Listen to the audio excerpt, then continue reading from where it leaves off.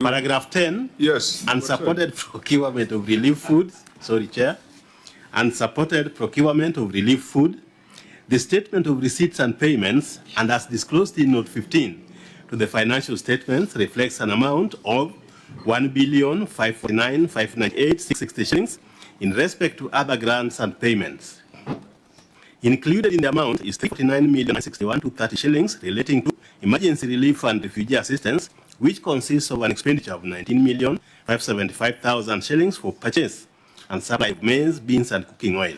However, supporting documents were not provided contrary to Regulation 141 of the Public Finance Management County Governments Regulation 2015, which states that all receipts and payments, vouchers of public monies shall be properly supported with a pre-numbered receipt, and that payment vouchers shall be supported by the appropriate authority and documentation.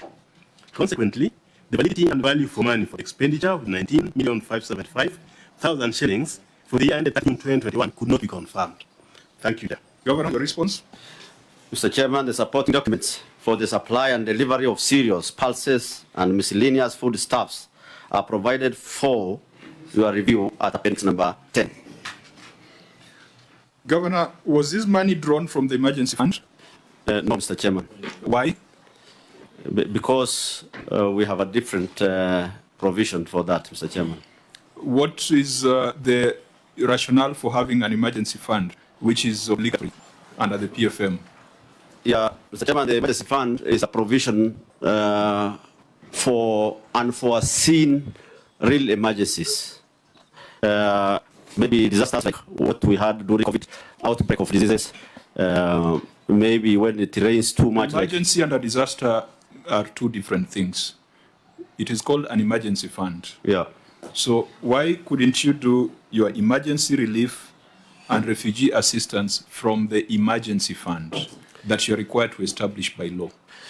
Yes, Mr. Chairman, that the provision under the fund was not enough to be able to cater for what we wanted to do for the county at the time. And therefore, we had a provision, a line provision that we relied on. And how did you budget for those emergencies? It's under drought mitigation, Mr. Chairman. So how are you able to estimate that this year I'm going to have emergencies worth X? We also can't be able to estimate. We only provide a small sum. Mr. Chairman, in northern counties, unlike the rest of the counties, every so often, rains fail, people starve, sometimes almost to death. The livestock that they have, like what we experienced during the other severe drought, perish.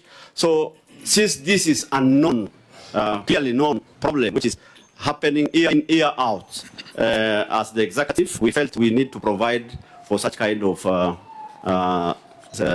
instances so that our people will not suffer, Mr. Chairman. You see, when you ring-fence funds for emergencies, it helps you to avoid the long, protracted procurement procedures because you can always shorten them. But when you are drawing from your operational budget, you cannot excuse yourself that it was an emergency, so we went for direct procurement. So these pulses, under what framework or what type of procurement arrangement were they obtained? Mr. Chairman, I can ask the Director of Procurement to shed some light on that. Director of Procurement, straight to the point.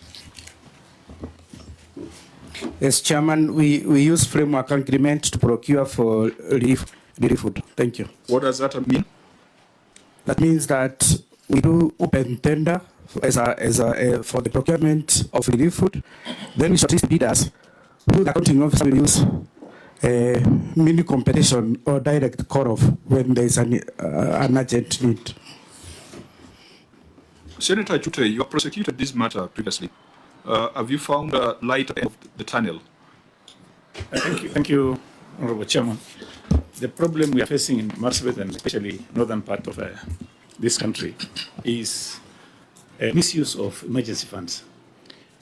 In the law, it says it is unforeseen emergencies. Unforeseen. You've not predicted, like the governor has said, something like El Nino, something like locust, and all those things. But the problem we're having, Chair, is diversion of development money to relieve food supplies. So if you look at Marsabit today, and that is where we're going to discuss, I think if time allows, on 1-0. we have about 4.5 billion shillings development money. Some of this has been converted to relief supplies. And, Chair, it is not always that northern part of Kenya has got drought. Sometimes we have enough rain, and sometimes, yes, we are being faced by drought, which is quite severe. But, Chair, let us go to, once we get to 1.0, then that is where I have a question to ask.